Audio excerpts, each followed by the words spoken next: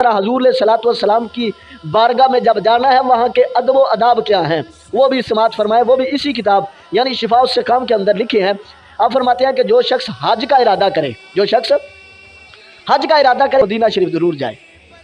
फरमाया उसके बाद मस्जिद नबवी शरीफ में जाए, यानी मस्जिद नबवी शरीफ में नमाज़ें अदा करे, हजूर सलाम के रोज़े अनवर का अदब एहतराम करे, हजूर सलाम की कब्र मुनव्वर का अदब एहतराम करे, हजूर सलाम के मिंबर का, हजूर सलाम के मुसल्ले का, हजूर सलाम के जहाँ कदम है की रहमतुल्लाह अलैह अपनी इस किताब के अंदर एक बड़ी ज़बरदस्त और अथेंटिक दलील देते हैं। आप फरमाते हैं जिस शख्स ने हजूर सलाम के रोज़े अनवर की ज़ियारत की उसका खात्मा ईमान पे होगा। पूछा गया जी इस पर दलील, दलील के बगैर तो कोई बात ही नहीं है। आप बताएं इस पर दलील क्या है? मन ज़ारा कब्री वजबत लहू शफाअती, फरमाया जिसने मेरे रोज़े अनवर की ज़ियारत की मेरी शफाअत उसके लिए वाजिब होगी यौमल क़ियामा। कि हजूर सलाम ने इरशाद फरमाया जिसने कसद और इरादे से मेरे रोज़े की ज़ियारत की वाले दिन मैं उसको पनाह दूंगा।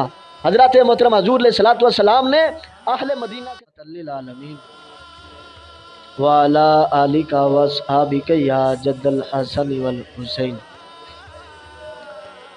जी बिहम्दिल्लाह ताला अल्लाह के फ़ज़ल और तौफ़ीक से हमारा दुरूस का सिलसिला है जो वो पूरे एहतमाम के साथ जारी व सारी है। दुआ करता हूँ कि जो दोस्त अहबाब बैठ के हमारे दरस को कुरान और सुन्नत के दरस को सुनते हैं, अल्लाह ताला उनको दारैन की बरकतें अता फ़रमाए और अल्लाह ताला हम सब को इस पे अमल की तौफ़ीक अता फ़रमाए। चूँकि इसके बयान करने का एक मकसद है, हमारी ये वीडियो बनाने का भी एक मकसद है कि कुरान और सुन्नत का जो पैगाम है वो दूर दूर तक पहुँचे और सुनने वाले के लिए और सुनाने वाले के लिए सब के लिए ये ज़रिया निजात बन जाए। और फिर यही जो हमने अपने उस्ताज़ों से पढ़ा है हमारे उस्ताज़ा के लिए भी ये अपना ज़रिया निजात बन जाएगा।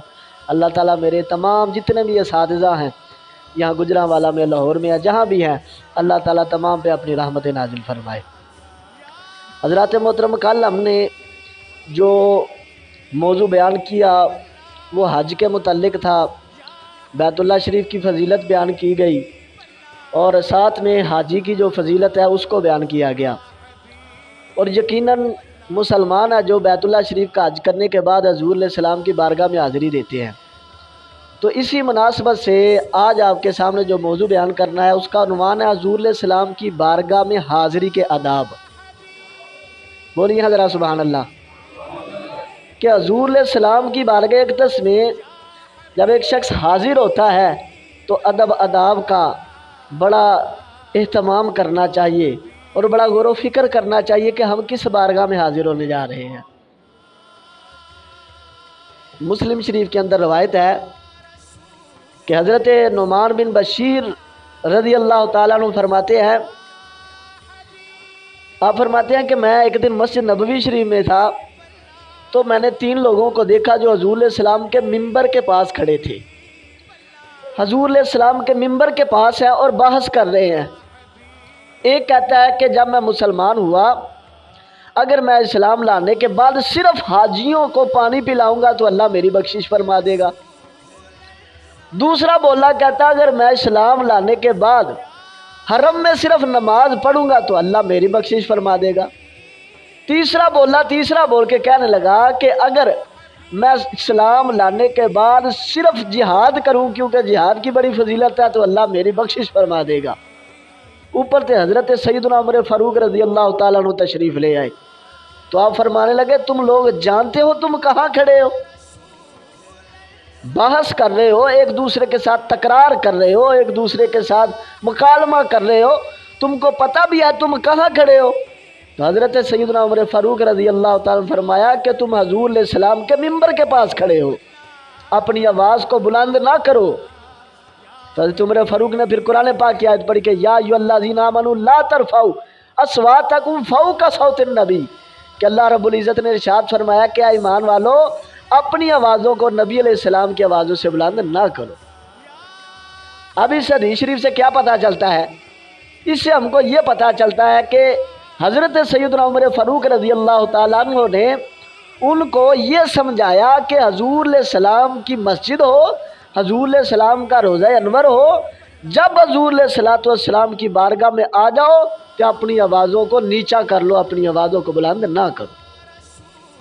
اپنی آوازوں کو بلند نہ کرو۔ یعنی حضور علیہ السلام کی بارگاہ اقدس میں حاضری کا ادب یہ ہے کہ اپنی آوازوں کو نیچا کر، اپنی آواز کو بلند۔ ہم کھڑے ہیں، یہ امام الانبیاء علیہ السلام ہے، کوئی نبی بھی ان کے مقام کو نہیں پہنچتا، کوئی رسول بھی ان کے مقام کو نہیں پہنچتا۔ یار اب دیکھو، ہاں ذرا ہم کسی عالم کے پاس چلے جائیں، کسی بڑے عالم کے پاس چلے جائیں، کسی شیخ الحدیث کے پاس چلے جائیں، کسی مفتی کے پاس چلے جائیں، کسی پیر کے پاس چلے جائیں، کسی شیخ کے پاس چلے جائیں، تو ہم کتنا ادب کرتے ہیں۔ تو جن کی وجہ سے اللہ نے علم عطا فرمایا، جن کی وجہ سے اللہ تعالیٰ نے طریقت عطا فرمائی، ولایت عطا فرمائی، کیا اس بارگاہ کا ادب نہیں ہوگا؟ اس بارگاہ کا ادب کس لحاظ سے کیا جائے گا؟ کتاب کا نام ہے شفاء السقام فی زیارت خیر الانام۔ یہ کتاب لکھنے کی ایک وجہ پیش آئی، اور وہ وجہ یہ تھی کہ اس دور میں ایک شخص تھا جس کو ابن تیمیہ کہا جاتا ہے۔ اس نے امت کے اندر تفرقہ ڈالنے کے لیے، امت کے اندر ایک فتنہ ڈالنے کے لیے اور فساد ڈالنے کے لیے اس نے کچھ عقیدوں کا اظہار کیا۔ اس نے کہا کہ حضور علیہ السلام کے روضہ انور پر معاذ اللہ، جو حضور علیہ السلام کے روضہ انور کی نیت کر کے جائے گا وہ بندہ مشرک ہو جائے گا۔ اس بندے نے کہا کہ جو شخص حضور علیہ السلام کے روضہ انور کی طرف ہاتھ اٹھا کے دعا کرے گا وہ بندہ مشرک ہو جائے گا۔ تو اس کے رد میں حضرت امام تقی الدین سبکی رحمۃ اللہ علیہ نے کتاب لکھی عربی کے اندر، جس کا نام ہے شفاء السقام فی زیارت خیر الانام۔ آج بھی مارکیٹ سے مل جاتی ہے، جو دوست پڑھنا چاہے، بلکہ میرا تو مشورہ ہے ہر دوست اس کو پڑھے۔ اب اس کتاب کے اندر یہ بات لکھی ہے کہ امام مالک رحمۃ اللہ تعالی علیہ آپ مسجد نبوی شریف کے اندر تشریف فرمائے، وقت کا بادشاہ ابو جعفر منصور نامی آپ کے پاس آیا، ایک مسئلہ پوچھ رہا ہے۔ مسئلہ پوچھتے پوچھتے اس کی آواز بلند ہو گئی، مسجد نبوی شریف کے اندر آواز بادشاہ کی بلند ہو گئی۔ تو آگے بیٹھے تھے حضرت امام مالک رحمۃ اللہ تعالی علیہ، کوئی عام مولوی نہیں بیٹھا تھا کہ جو بادشاہ کے روب اور دبدبے سے ڈر جاتا اور کہتا لو جی وقت کا حکمران میرے سامنے ہے، میں حق بات کیسے بیان کروں۔ نہ، حضرت امام مالک رحمۃ اللہ تعالی علیہ آپ نے اسی وقت ٹوک دیا۔ آپ نے فرمایا کہ بادشاہ سلامت، تجھے پتہ ہے تو کیا کر رہا ہے؟ اپنی آواز بلند کر کے تجھے پتہ ہے تو کیا کر رہا ہے؟ آپ نے پھر قرآن پاک کی 3 آیتیں پڑھی۔ پہلی آیت ہے آپ نے یہی پڑھی کہ یا ایھا الذین آمنوا لا ترفعوا اصواتکم فوق صوت النبی۔ فرمایا کہ اے بادشاہ، اللہ قرآن میں ارشاد فرماتا ہے کہ ایمان والو اپنی آوازوں کو نبی علیہ السلام کی آواز سے بلند نہ کرو۔ پھر اس کے بعد امام مالک نے فرمایا ایک اور آیت ہے کہ اللہ تعالیٰ نے اس کے اندر ایک جماعت کی تعریف فرمائی ہے، اور فرمایا بادشاہ وہ آیت بھی سن۔ وہ آیت یہ ہے کہ ان الذین یغضون اصواتهم عند رسول اللہ اولئک الذین امتحن اللہ قلوبهم للتقوی لهم مغفرۃ واجر عظیم۔ یہ سورۃ حجرات کی آیت نمبر 3 ہے۔ فرمایا کہ اللہ تعالیٰ اس آیت کریمہ میں فرماتا ہے کہ بے شک وہ لوگ جو حضور علیہ السلام کی بارگاہ اقدس میں حاضر ہوتے وقت اپنی آوازوں کو نیچا کر لیتے ہیں، اپنی آوازوں کو بلند نہیں کرتے۔ فرمایا اولئک الذین امتحن اللہ قلوبهم للتقوی، فرمایا یہی وہ لوگ ہیں کہ اللہ نے ان کے دلوں کو تقوی کے لیے چن لیا ہے، اللہ نے ان کے دلوں کو تقوی کے لیے منتخب کر لیا ہے۔ اور فرمایا لہم مغفرۃ، فرمایا ان کے لیے مغفرت بھی ہے، واجر عظیم، اور اجر عظیم بھی ہے۔ اب اس آیت کریمہ سے کیا پتہ چلا؟ اس آیت کریمہ سے پتہ چلا جو حضور علیہ السلام کی تعظیم کر رہا ہے، حضور علیہ السلام کا ادب کرتا ہے، حضور علیہ السلام کا احترام کرتا ہے، حضور علیہ السلام کو اپنا سب کچھ سمجھتا ہے، اللہ تعالیٰ اس کو تقوی کی دولت سے مالا مال فرما دیتا ہے۔ پہلا انعام اللہ یہ کرتا ہے، اور دوسرا انعام فرمایا لہم مغفرہ، اللہ اس کی بخشش فرما دیتا ہے، اور تیسرا انعام یہ ہے فرمایا وہ اجر عظیم، اللہ اس کو اجر عظیم عطا فرماتا ہے۔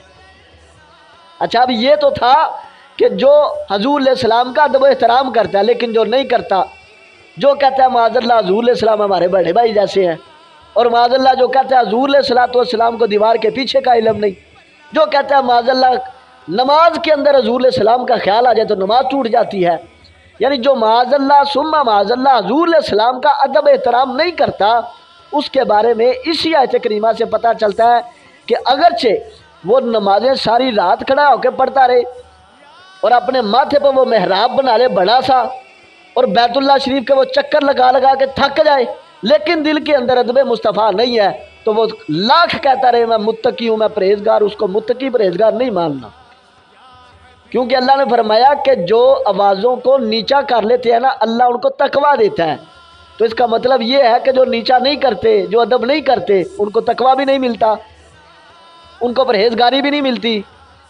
پتہ چلا کہ کی محمد سے وفا تو نے تو ہم تیرے ہیں، یہ جہاں چیز ہے کیا لوح و قلم تیرے ہیں۔ اگر اللہ سے کچھ حاصل کرنا ہے، تقویٰ طہارت حاصل کرنی ہے، مغفرت حاصل کرنی ہے، اجر عظیم حاصل کرنا ہے، تو اس کے لیے حضور علیہ الصلوۃ والسلام کا بننا پڑے گا، حضور علیہ السلام کی اتباع کرنی پڑے گی، حضور علیہ السلام کا ادب و احترام کرنا پڑے گا۔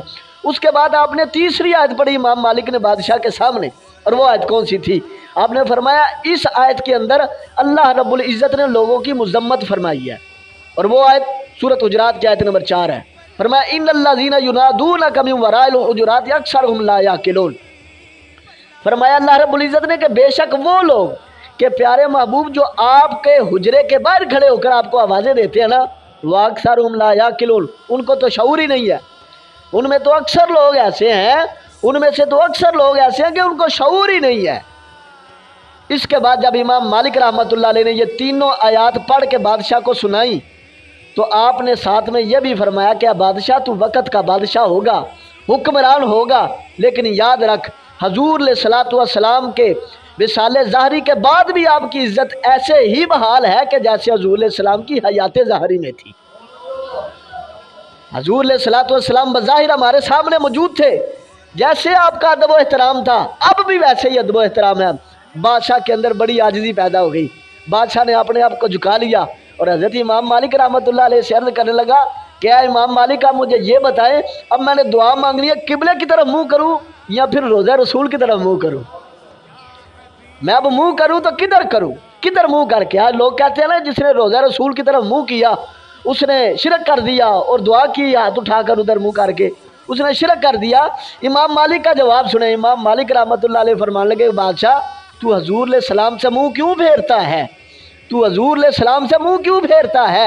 حالانکہ حضور علیہ الصلوۃ والسلام وہی ہے کہ کل قیامت کے دن تیرے لیے بھی وسیلہ ہوں گے، تیرے باپ آدم علیہ السلام کے لیے بھی وسیلہ ہوں گے، ان کے وسیلے کو بغیر تو نجات بھی نہیں ہونی۔ پھر امام مالک نے فرمایا اس طرح کرو، حضور علیہ السلام کے روضہ انور کی طرف منہ کرو، اللہ کی بارگاہ میں دعا کرو اور شفاعت کی درخواست کرو، اللہ تعالیٰ تمہارے لیے شفاعت کو قبول فرما لے گا۔ اب اس حدیث سے کیا پتہ چلا؟ اس سے یہی پتہ چلا کہ حضور علیہ السلام کا ادب ہے جو کہ حضور علیہ الصلوۃ والسلام کی بارگاہ میں آواز کو اونچا نہ کیا جائے، آواز کو اونچا نہ کیا جائے، اور جو آواز کو نیچا رکھے گا اللہ اس کو تقویٰ عطا فرمائے گا، اللہ تعالیٰ اس کی مغفرت فرمائے گا، اللہ اس کو اجر عظیم عطا فرمائے گا۔ اور جو لوگ کہتے ہیں کہ حضور علیہ الصلوۃ والسلام معاذ اللہ ہمارے بڑے بھائی جیسے ہیں اور اس طرح کی باتیں کرتے ہیں، ان کے لیے صرف ایک شعر جو حضرت امیر المجاہدین علامہ خادم حسین رضوی صاحب رحمۃ اللہ علیہ پڑھا کرتے تھے۔ آپ فرمایا کرتے تھے محمد کا در چھوڑ کر جانے والوں ہوا نہ گزارا تو پھر کیا کرو گے؟ محمد کا در چھوڑ کر جانے والوں ہوا نہ گزارا تو پھر کیا کرو گے؟ ہمیں کیا، چلو تم خدا کو ہی مانو، خدا اگر نہ ماننا تو پھر کیا کرو گے؟ اگر اللہ نے حضور علیہ الصلوۃ والسلام کی محبت کے بغیر تمہاری نہ سنی تو تم کیا کرو گے؟ یہ بتاؤ بس۔ علماء حق کے اندر ایک بات میں اختلاف ہو گیا ایک دور کے اندر، کیونکہ حضور علیہ السلام کا فرمان ہے نا اختلاف امتی رحمت، حضور علیہ السلام نے فرمایا میری امت کا اختلاف رحمت ہے۔ علماء کے اندر ہو گیا اختلاف، کس بات پر؟ اس بات پر اختلاف ہوا کہ پہلے مکہ جانا چاہیے یا مدینہ جانا چاہیے۔ تو اس کے اندر علماء کے مختلف اقوال سامنے آئے، بعض نے کہا پہلے مکہ جانا چاہیے بعد میں مدینہ شریف جانا چاہیے، بعض نے کہا جی نہیں پہلے مدینہ شریف جانا چاہیے پھر مکہ شریف جانا چاہیے، بعض نے کہا اگر جاتے ہوئے رستے میں پہلے مدینہ آ گیا تو پہلے مدینے چلے جاؤ بعد میں مکے میں چلے جاؤ، اگر پہلے مکہ آ گیا پہلے مکے میں چلے جاؤ بعد میں مدینے میں چلے جاؤ۔ بعض علماء نے یہ کہا کہ اگر حج فرض ہے تو پہلے مکے جاؤ بعد میں مدینے جاؤ، لیکن وہ امام عشق و محبت امام احمد رضا بریلی سے بولے، آپ فرمانے لگے میرا پسندیدہ قول یہ ہے کہ تم سب سے پہلے مکہ شریف جاؤ۔ پوچھا گیا جی اس کی وجہ کیا ہے؟ فرمایا اس کی وجہ یہ ہے کہ جو شخص بیت اللہ شریف کا طواف کرتا ہے اللہ اس کے گناہوں کو معاف فرما دیتا ہے۔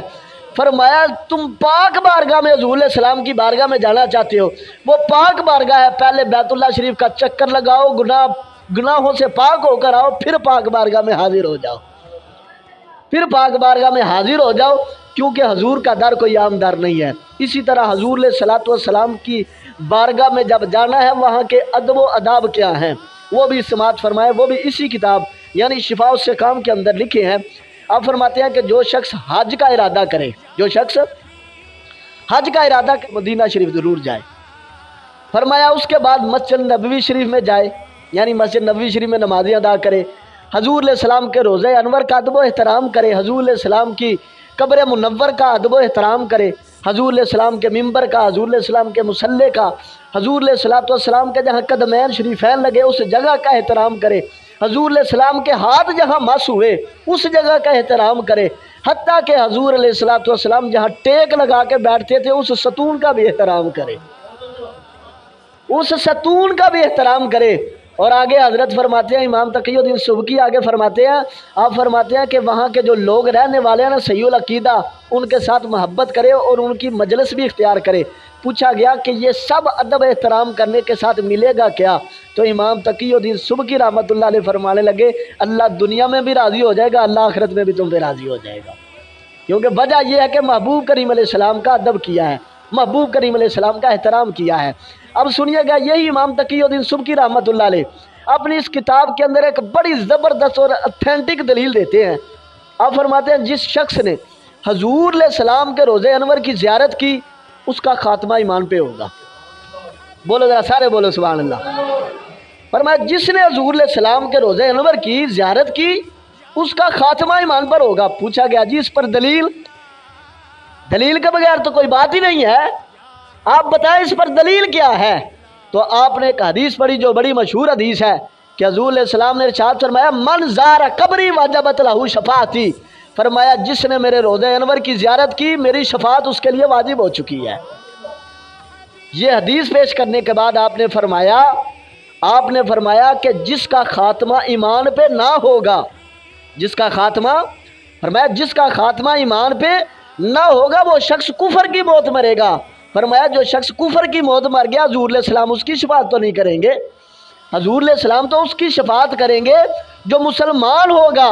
تو پتہ چلا کہ جس نے حضور علیہ الصلوۃ والسلام کے روضہ انور کی زیارت کی اللہ نے اس کا خاتمہ ایمان پہ کیا، اسی لیے محبوب کریم علیہ السلام نے اس کی شفاعت فرمائی ہے۔ تو آئیے ذرا اگلی حدیث سماعت فرمائیے، کیونکہ لوگ کہتے ہیں کہ حضور علیہ السلام کے روضہ انور کا قصد کر کے گھر سے نہیں چلنا چاہیے، بلکہ یا تو بیت اللہ شریف کا قصد کرنا چاہیے یا مسجد نبوی شریف کا قصد کرنا چاہیے۔ لیکن امام تقی الدین سبکی رحمۃ اللہ علیہ اپنی اسی کتاب شفاء السقام کے اندر حدیث لائے ہیں۔ آپ فرماتے ہیں من زارنی متعمدا کان فی جواری یوم القیامہ، کہ حضور علیہ السلام نے ارشاد فرمایا جس نے قصد اور ارادے سے میرے روضے کی زیارت کی، فرمایا قیامت والے دن اس کو میں اپنی پناہ میں رکھ لوں گا، قیامت والے دن میں اس کو پناہ دوں گا۔ حضرت محترم حضور علیہ الصلوۃ والسلام نے اہل مدینہ کے ساتھ بڑی محبت فرمائی ہے، حضور علیہ السلام نے اہل مدینہ سے بڑی محبت فرمائی۔ جس وقت مکہ فتح ہوا، اتفاقاً آج 20 رمضان المبارک ہے، 10 رمضان المبارک کو حضور علیہ الصلوۃ والسلام 10 یا 12 ہزار کا لشکر لے کر مدینہ شریف سے مکہ شریف کی طرف روانہ ہوئے تھے فتح مکہ کے لیے، لیکن 20 رمضان کو مکہ فتح ہوا، یعنی 10 دن کے اندر اندر یہ مکہ فتح ہوا۔ جب مکہ فتح ہوا تو کیا ہوا؟ اس وقت ظاہری بات ہے مدینہ شریف سے بھی صحابہ حضور علیہ السلام کے پاس تشریف لائے تھے۔ حضور علیہ الصلوۃ والسلام نے فرمایا فلاں کو بھی امان ہے، فلاں کو بھی امان ہے، فلاں کو بھی بخش دیا، فلاں کا بھی قتل معاف۔ لیکن حضور علیہ السلام نے مدینہ والوں کی طرف دیکھا اور فرمایا مدینہ والوں ایک بات کہہ دوں تمہارے لیے؟ عرض کی یا رسول اللہ ضرور کہیے۔ حضور علیہ السلام نے فرمایا مدینہ والوں مرنا بھی تمہارا مرنا ہے، جینا بھی تمہارا جینا ہے، یعنی زندگی بھی تمہاری زندگی ہے، موت بھی تمہاری موت ہے، یعنی تمہاری ایک ایسی فضیلت بن چکی ہے کہ جو کائنات میں کسی کو فضیلت نہیں ملنے والی، کائنات میں کسی کو فضیلت نہیں ملنے والی۔ حضور علیہ السلام نے ارشاد فرمایا یمن فتح ہوگا، یمن فتح ہوگا۔ حضور علیہ السلام نے پہلے بشارت فرمایا یمن فتح ہوگا، لیکن اس وقت مدینے کے اندر بڑی خستہ حالی ہوگی، بڑی خستہ حالی ہوگی، لوگ روزگار کے لیے یمن کی طرف جائیں گے۔ حضور علیہ السلام نے اسی وقت فرما دیا، فرمایا کیا میرے صحابہ سن لو، مدینے کی کوئی چھوٹی سی بکری بھی ہے نا وہ بھی یمن سے بہتر ہوگی۔ اس وقت چھوٹی سی بکری ہے نا وہ بھی اس سے بہتر ہوگی۔ آئیے ذرا ایک آخری حدیث پڑھتے ہیں کہ حضرت امام عبدالرزاق جو امام بخاری رحمۃ اللہ علیہ کے دادا استاد ہیں، آپ اپنی کتاب المصنف کے اندر لکھتے ہیں، آپ فرماتے ہیں کہ حضرت ابن عمر یعنی حضرت عمر فاروق رضی اللہ تعالیٰ عنہ کے بیٹے، آپ فرماتے ہیں کہ حضرت عمر فاروق رضی اللہ تعالیٰ عنہ آپ جب بھی کسی سفر پر تشریف لے جاتے، سفر سے جب واپس آتے تو حضرت عمر فاروق رضی اللہ تعالیٰ عنہ کا معمول تھا سیدھا حضور علیہ السلام کے روضے انور پر جاتے، سیدھا حضور علیہ السلام کے روضے انور پر جاتے، اور وہاں جا کر سلام عرض کرنے کا کیا آپ کا طریقہ تھا؟ سب سے پہلے حضور علیہ السلام کی بارگاہ میں عرض کرتے السلام علیکہ یا رسول اللہ، اس کے بعد حضرت سیدنا ابوبکر صدیق رضی اللہ تعالیٰ عنہ کی بارگاہ میں حاضر ہوتے اور عرض کرتے السلام علیکہ یا ابا بکر، پھر اس کے بعد حضرت عمر فاروق رضی اللہ تعالیٰ عنہ کی بارگاہ میں حاضر ہوتے اور عرض کرتے السلام علیکہ یا ابتاہ، کہ اے میرے باپ فاروق اعظم، اللہ آپ پر بھی سلامتیاں نازل فرمائے۔ کسی نے حضرت ابن عمر کے غلام حضرت نافع سے پوچھا کہ کبھی آپ نے حضرت ابن عمر یعنی حضرت عبداللہ ابن عمر کو حضور علیہ السلام کی بارگاہ میں سلام بھی عرض کرتے دیکھا ہے کہ نہیں دیکھا؟ یہ حدیث الگ ہے کہ آپ نے کبھی حضرت ابن عمر کو حضور علیہ السلام کی بارگاہ میں سلام عرض کرتے دیکھا ہو؟ تو آپ فرمانے لگے میں نے 100 مرتبہ حضرت عبداللہ ابن عمر کو رسول اللہ کی بارگاہ میں سلام عرض کرتے ہوئے دیکھا ہے۔ پوچھا کس طرح سلام کرتے تھے؟ تو آپ فرمانے کرتے السلام علیکہ یا رسول اللہ، السلام علیکہ یا ابا بکر، السلام علیکہ یا ابتاہ، یعنی حضور علیہ السلام کی بارگاہ اقدس میں سلام عرض کرنا یہ صحابہ کا طریقہ، یہ تابعین کا طریقہ